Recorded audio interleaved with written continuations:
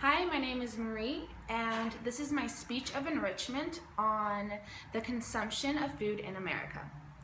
There's no question that Americans are heavier than ever before. More than 1/3 of adults are considered obese, and almost 17% of teens and kids fit the category. Our country is obsessed with being skinny, yet is first on the list of the top 10 most obese countries in the world. We are obsessed with dieting and have developed a love-hate relationship with food.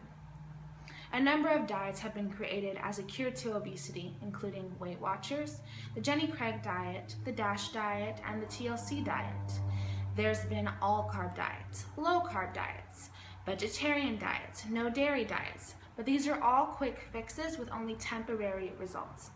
The root of America's weight problems are much deeper rooted in the overall culture that we live in. I will be discussing the psychology behind America's food consumption patterns. The first thing we need to understand is that there is a psychology to why we eat the way we do. Uncovering our thought process behind the way we eat may be the key to bringing America to a healthier average weight.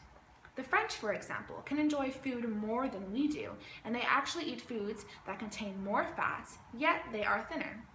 For a paper comparing French and American eating cultures published last year in the journal Frontiers of Psychology, Paul Rosen, a cultural psychologist, found that Americans emphasize quantity over quality, have a higher preference in variety, and prefer convenience food. He said that the French eat more fat, they don't snack, and they have a very strong food culture. To the French, the meal is a real occasion to sit down and relax. Rosen's work as a cultural psychologist focuses on how culture frames eating behavior. The American lifestyle is centered around being busy. We are an individualistic nation that is goal-oriented, and most of us barely have time to sit down and relax. Consumerism is a major part of our culture, and there are standards to which we set ourselves to achieve the ultimate goal of what we believe will make us happy. This is why we center so much of ourselves around work. Many of us have lost a strong sense of family, a sense of unity and togetherness. We don't sit down and share a home-cooked meal with the ones we love. We are a nation and a generation of rush, easy and quick meals, fast food, and food on the road. We eat processed foods that are filled with sodium and sugar and all kinds of additives and chemicals. These foods are less filling, and they tend to have addictive qualities. This brings me to my second point, that the food we eat can have legitimate addictive qualities. The Brownell Center published a study last year in the Archives of General Psychiatry that gained attention for finding that food was activating the same brain areas in those who score high on food addiction as those addicted to drugs or alcohol. Ashley Gearhart, a psychologist, has compiled data on the foods people report stimulate the most addictive responses. Generally, they are high in sugar, fat, and salt. Also, for the people that have lost weight and kept it off, the pattern of brain response in successful weight losers suggests they are restraining their responses to food cues.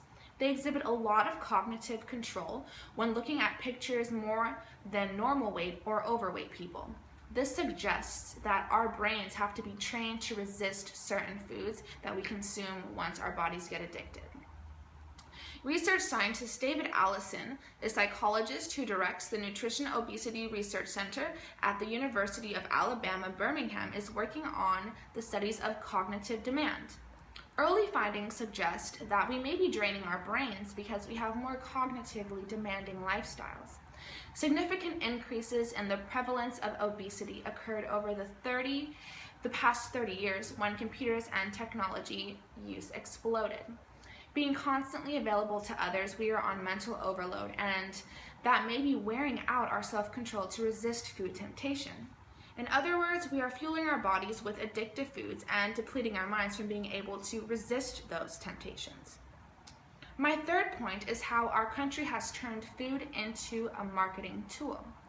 It may come as a shock, but supermarkets are a business, and they're trying to make money, not make us healthier.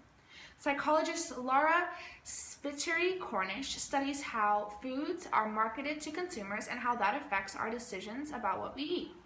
She says that most foods are marketing tools, and ever since industrialization happened and foods have been processed, marketers have done a lot of research into our tastes and our desires of food. They use a lot of different processes to give us the foods we actually love. That's why sometimes we can't stop eating. On top of that, they make it more and more convenient.